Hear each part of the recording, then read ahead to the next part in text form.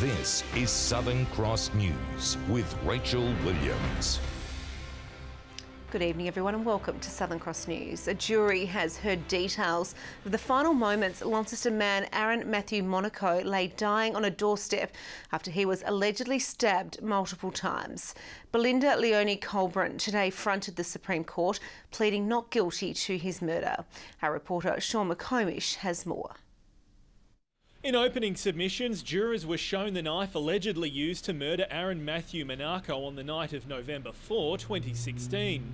He was found by police on the doorstep of a Perua Road home in Newnham, soaked in blood. Witness Kelly Beecham told the court she spoke to Mr Monaco through her front door. He told her his name was Aaron and that he'd been stabbed. When asked who by, he replied Nathan Smith. Senior Constable Katrina Woodgate described the victim as very frightened, as he told officers he thought he would die. He was transported to the Launceston General Hospital but was pronounced dead. Crown Prosecutor John Ransom said post-mortem results revealed Mr Monaco was stabbed multiple times, but was fatally killed by a deep knife wound to his upper back. A knife and blood-stained clothing were found at a home in Ravenswood. Belinda Leonie Colburn was later arrested. Jurors have been asked to consider if she is responsible for murder or if she played a part in aiding and abetting his death. Co-accused Nathan Smith will be among up to 30 witnesses expected to give evidence over the coming fortnight. Lawyers for both sides say the question remains this: who stabbed the 41-year-old? The trial resumes on Monday. A 26-year-old man from Rokeby has pleaded guilty to causing death by negligent driving. Murray Edward Broughton is accused of driving over the speed limit and failing to manoeuvre his vehicle to avoid a collision, which allegedly caused the fatal crash in Mornington last December. A 49-year-old man driving with a woman and two girls as passengers died following the incident. Mr Broughton will reappear at Hobart's Magistrates Court in January to make a plea in mitigation prior to his sentencing. There's outrage and concern tonight over thieves targeting crucial infrastructure for Tasmania's rescue helicopter service. Police say a fuel pump at a remote landing site at Derwent Bridge was stolen and could have jeopardised public safety. Michael Breen has this report. A Rotolift employee was replenishing the fuel supply at a remote landing station in the Central Highlands when they discovered crucial equipment had been stolen. The lock had been cut on a storage container and thieves had taken a box with a McNaught fuel pump, hose and other accessories. It's only $900 worth, but that equipment is vital for the rescue helicopter to refuel before and after missions to the overland track and other remote parts of the state. The station is used about once a week in summer. The fuel pump's the only way we can get drummed fuel into the aircraft. Without that, if we had a mission there, we simply wouldn't be able to get fuel in and either continue on that mission or potentially get to hospital. The theft happened sometime between late October and early November. Rescue crews say that could very well have impacted public safety if the helicopter was called out but couldn't refuel. It would have required a specialist truck to be sent out, which would take about 3 hours. If anyone does recognise a pump or is offered a pump for sale, if they could please report that to Tasmania Police. Police are urging anyone with information about the thefts to contact Crime Stoppers. And the Weather Bureau has issued a severe weather warning for the northeast coast and Furneaux Islands, which may lead to flash flooding. The SES is advising people to clear their gutters of debris and to avoid driving or walking through floodwaters. Tasmania Police is investigating a fire which destroyed a Ravenswood residence just before midnight. The man who lived in the property wasn't home when the blaze started, and police are treating it as suspicious. It was 11:36 last night when a neighbour noticed the Pioneer Parade property alight and promptly alerted the fire brigade. Two crews attended at about 11:30 last night. Arrived and the house was well alight, venting out through two windows, and a crew commenced an interior attack and started to extinguish the fire. Still on the scene today, firefighters admitted due to the nature of the blaze there was little they could do to save the home. The man who lived there was luckily out at the time. The whole house is smoke logged. 2 rooms are totally destroyed by the fire, so the kitchen and dining room. certainly not livable. Investigators spoke with residents in the area today. Tasmania Police also asking anyone who may have seen a man described as tall and skinny and wearing khaki to contact the Launceston Crime Investigation Branch or Crime Stoppers. Neighbours say this house is now one of several on this street to suffer the consequences of a targeted attack in the last few years. The exact cause of the blaze has not yet been determined. Jessie Gilmore, Southern Cross News. Launceston is the first place in the state to have 5G mobile phone technology rolled out. The two Telstra 5G-enabled sites at Invermay and Norwood are expected to be a game changer in the way we communicate. It's going to bring much higher data speeds, 10 times that of 4G, and also it's going to allow a lot more connectivity to any one tower. You'll be able to connect tens of thousands of devices onto a tower compared to 4G. But the first handsets equipped to handle 5G aren't expected to be available until mid-next year. The communications giant says it's on track to have 200 of the new base stations in Australia by the end of the year. The government says strike action by policing staff could be putting Tasmanians in danger. But the union boss says he's not giving up without a fight as the feud between the government and public sector unions continues to escalate.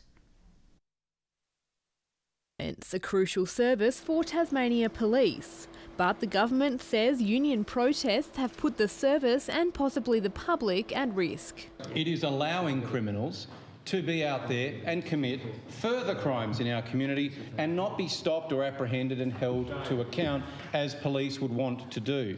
As part of industrial action against the government's 2% wages cap, 92 forensic reports have been withheld from police, some reportedly linking people to crime scenes and investigations. But the union says the action poses no safety risk. There's a safeguard in place that means that if police are actually investigating a minor crime and they want the data around that minor crime, they simply need to ring forensic science and the data will be provided to them. Meanwhile, in Parliament, former Primary Industries Minister Sarah Courtenay was quizzed on whether she used encrypted messages to avoid scrutiny as part of an investigation into her relationship with her head of department. The minister failing to rule it out leads to the very natural question of was the minister using that app to avoid said scrutiny? When they don't like the outcome of an independent investigation where the results were released publicly, they just come in here and make unsubstantiated claims and slurs against people's reputations. The investigation found she made no inappropriate decisions during the conflict of interest period. Michelle Wisby, Southern Cross News. The government has announced the latest round of Tasmanian high schools to extend to years 11 and 12. The Education Minister touring Kingston High today, one of 4 schools taking older students in 2020. Dover, Ogilvy and Newtown High will also be extended. Courses will be delivered in partnership with nearby colleges to ensure students can study a range of different subjects. Some students have barriers to attending a college that might be distance or travel, particularly in regional Tasmania. So it's important that everyone works together. 38 schools have already been extended, with 5 more to be rolled out next year. A Tasmanian teenager has joined a nationwide skin cancer campaign. 17-year-old Lucy Jones noticed a mole on her leg was changing and promptly sought medical advice, a move which likely saved her life.